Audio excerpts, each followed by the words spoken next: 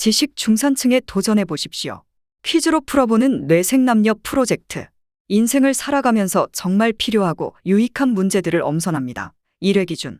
경제, 시사, 역사상식, 6문항 중 4문제 이상 맞추신다면 당신은 진정한 뇌생남녀, 지식 중산층 레벨이 확실합니다. 해설과 함께 진심으로 유익한 시간 되시길 바랍니다. 역사 상식 이문항. 이것은 자신이 리비도, 즉 성본능, 성충동의 대상이 되는 정신분석학 개념입니다.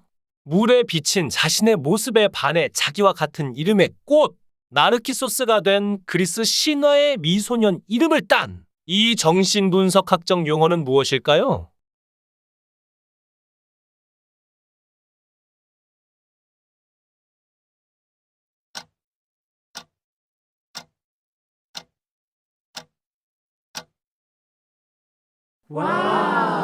정답은 나르시시즘입니다.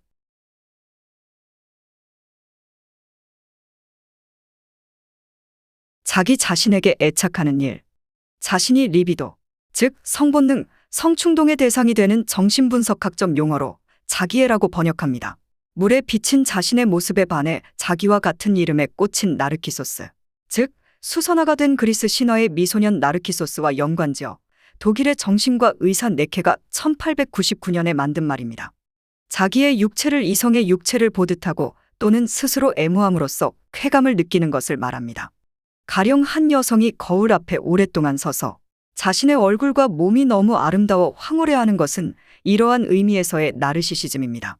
이 말이 널리 알려진 것은 프로이트가 이를 정신분석 용어로 도입한 뒤부터입니다. 그에 의하면 자기의 육체, 자아, 자기의 정신적 특징이 리비도의 대상이 되는 것, 즉 자기 자신에게 리비도가 쏠려 있는 상태를 말합니다. 보다 쉽게 말하면 자기 자신이 관심의 대상이 되는 것. 정신분석에 따르면 유아기에는 리비도가 자기 자신에게 쏠려 있다. 그래서 프로이트는 이 상태를 1차적 나르시시즘이라고 하였습니다. 나중에 자라면서 리비도는 자기 자신으로부터 떠나 외부의 대상, 어머니나 이성으로 향하는데요.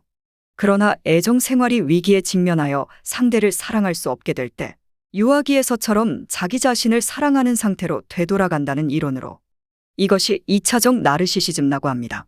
프로이트는 조현병이나 파라노이아는 2차 나르시시즘의 극단적인 예가 된다고 말합니다. 사도세자의 부인이며 비운의 여성으로 혹은 정조를 낳은 훌륭한 어머니로 묘사되던 이 사람은 최근에 사도세자의 죽음을 방관하는 듯한 자세로 인해 오늘날에 들어와 권력지향적인 냉혹한 여성으로 묘사되곤 합니다. 파란만장한 궁중 인생을 묘사한 한중록을 집필하기도 한 이 여인은 누구일까요?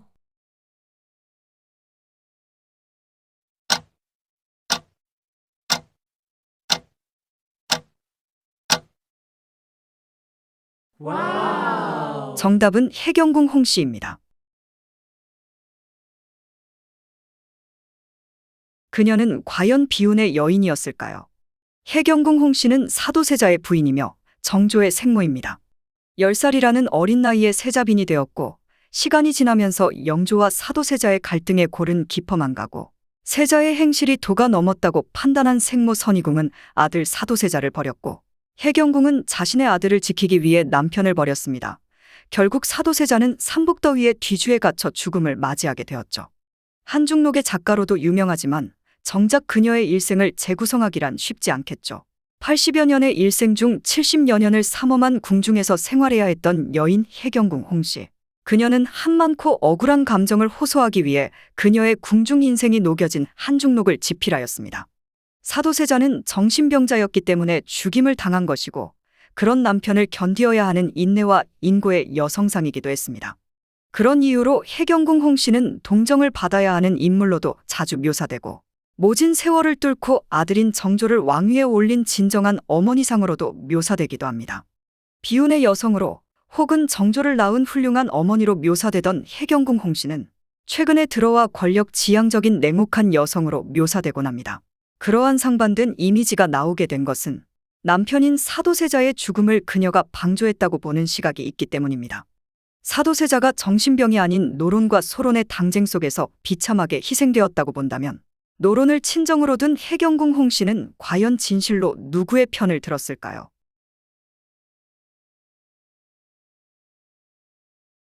시사상식 이문항.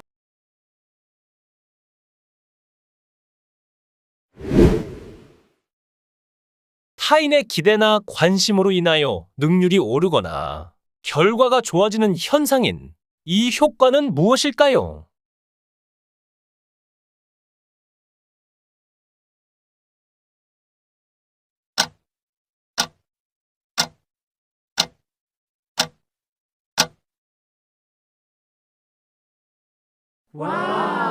정답은 피그말리온 효과입니다.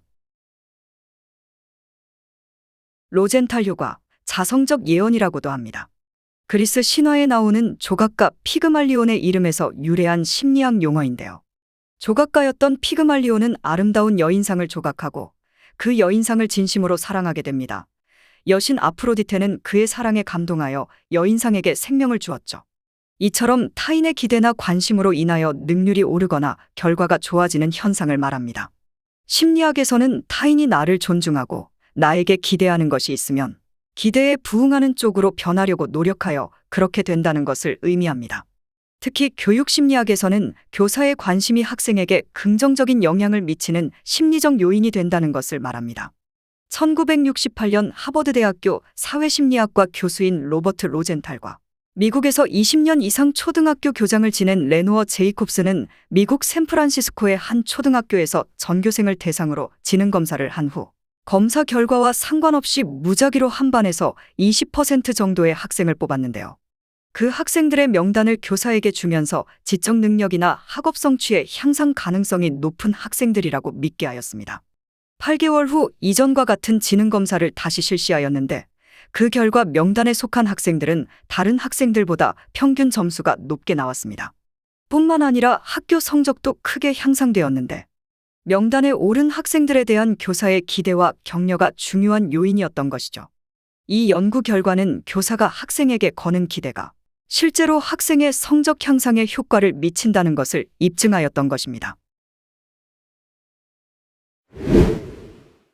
광장이나 공원 등 사람들이 많이 있는 곳일수록 어려움에 처한 사람을 돕지 않게 되는 현상을 뜻하는 이 심리학 용어는 무엇일까요?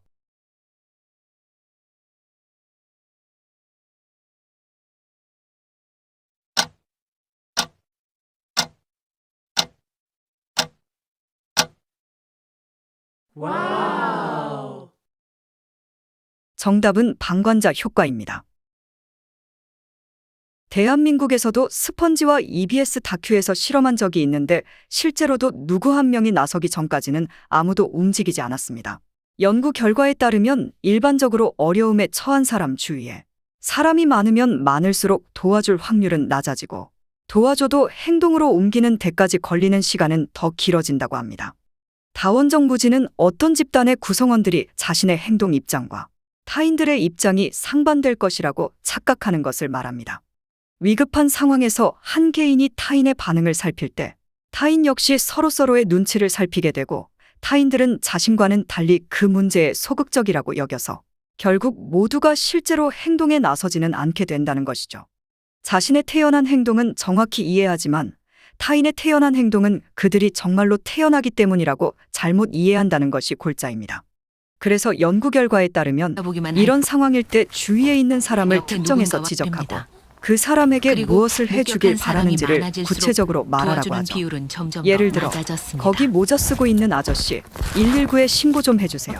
이렇게 말하면 누군가 하겠지라며 그저 지켜보고만 있던 방관자들에게 나보고 도와달라고 하는구나, 내가 도와줘야 하는군 이라는 일종의 책임을 부과하게 되므로 지목당한 사람이 움직일 가능성이 높아진다는 연구 결과가 있습니다.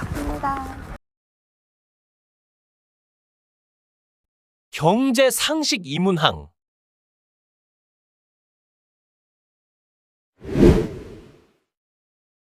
새 정부가 출범할 때 정책의 불확실성이 소멸되고 사회 안정이 기대됨에 따라 종합주가지수가 상승하는 이 현상은 무엇일까요?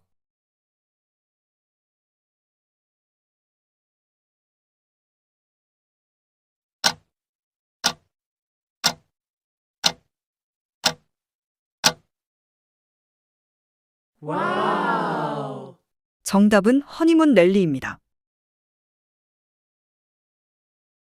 일반적으로 새 정부가 출범하게 되면 정책의 불확실성이 해소되고 국민들이 새 정부에 거는 기대가 커지면서 정부에 대해 협조적인 자세를 취함으로써 사회가 안정되는 경향이 있죠. 허니문 랠리는 새 정부 출범을 전후해 국민들이 새 정부에 거는 기대감으로 인해 일시적 또는 얼마간 종합주가 지수가 지속적으로 상승하는 현상을 말합니다. 신혼여행, 허니문의 즐거운 단꿈을 증시에 비유해 이런 명칭이 붙었습니다. 국민들이 새 정부에 거는 기대가 크면 클수록 종합주가 지수도 큰 폭으로 상승하는 경우가 많습니다. 그러나 정부에 거는 기대만으로 주가 지수가 상승하는 것은 아니고 새 정부의 불확실성 해소 정도와 외국인 투자 상황, 경제 정책에 대한 비전, 정부 강요의 인선 및 경기 대응책, 출범 당시의 대외 상황 등 여러 요인이 복합적으로 작용합니다. 크리스마스 다음 날인 12월 26일을 가리키는 말로 과거 영국과 영연방 국가에서는 이날을 휴일로 삼고 하인들에게 선물을 했다. 오늘날에는 파격적 할인가로 제품을 판매하는 크리스마스 전후의 쇼핑 시즌을 지칭하는 이 말은 무엇일까요?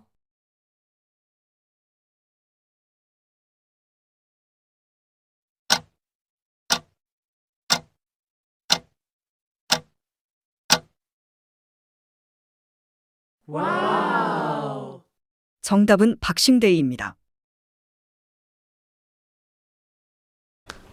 박싱데이의 기원에 관해서는 여러 가지 설이 있는데 대부분 크리스마스에 가난하거나 신분이 낮은 이들에게 베푼다는 의미를 담고 있습니다.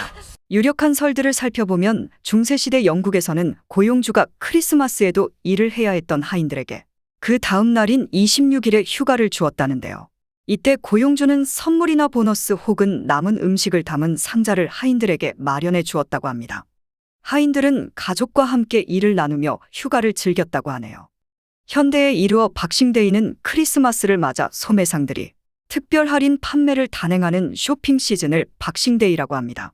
캐나다에서는 박싱데이 기간 중 이른 새벽부터 특가품을 사려는 소비자들이 상점, 특히 대형 가전제품 소매점 앞에 길게 줄을 서 있는 모습을 흔히 볼 수 있고 최근에는 크리스마스 전후부터 새해 전날까지를 할인 행사 기간으로 하는 박싱 위크를 진행하기도 합니다. 미국에는 11월 마지막 주인 추수감사절 직후에 블랙 프라이데이와 사이버 먼데이도 있죠. 추수감사절 다음 첫 번째 금요일인 블랙 프라이데이는 미국의 최대 할인 쇼핑 행사일로서 업체들이 연중 처음으로 대규모 흑자를 기록한다는 데서 유래한 말입니다. 실제로 미국 소매상들의 연간 매출액 중 약 70%가 이때 이루어진다고 알려져 있죠. 오늘은 중산층이셨나요? 지식 중산층이 되시는 그날까지 퀴즈로 풀어보는 지식 대한민국 구독과 좋아요 부탁드립니다. 구독과 좋아요는 컨텐츠 구성에 많은 도움이 됩니다. 진짜예요. 그럼 다음 섹션에서 뵙겠습니다.